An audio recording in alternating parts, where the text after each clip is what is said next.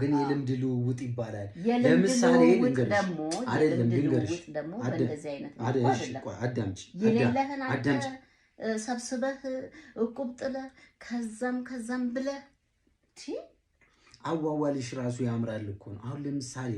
እኔን አልቀበለውም እኔ ደሃ ጓደኞቼን ሰብስቤ በጋብስ በንጋታው ወይ ደውስጥ ገባለሁ ወይ ምን እላለሁ ቆይ አልጨረስኩም ግን እንደምን ብዬ አንዳ ተማሳልጂ ያለችኝ በጋብዝ ነገ በሺ መስዋይ ጋብዘኝም ቆይ አልጨረስኩም ለመገባበዝ ነው እንዴ አይደለም በመገባበዝ ውስጥ ምን ይመጣል ኤክስፒሪየንስ ሼሪንግ የሚባል ነገር ይመጣል የሐሳብ ልውውጥ የሚባል ነገር ይመጣል በነገራችን ላይ ሀብታም ደግሞ ማለት ነው አንቺ እንድታንሺ ስለማይፈልግ እሱ አንቺ ላይ ኢንቨስት ማድረግ ይፈልጋል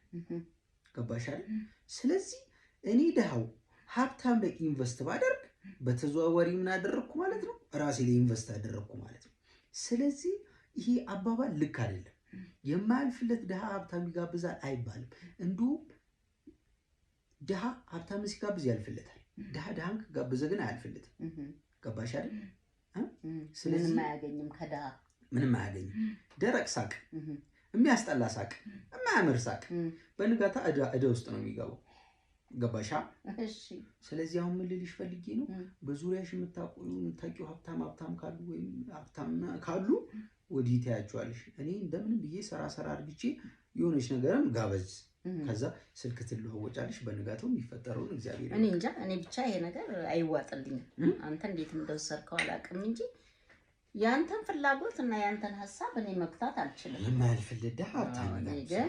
ይሄን ነገር እንደውም የሚያልፍለት ደሃ ሀብታም ሲጋብዝ ገባሽ እንጂ ከደሃ ጋማ እከክልህ ነው ገባሽ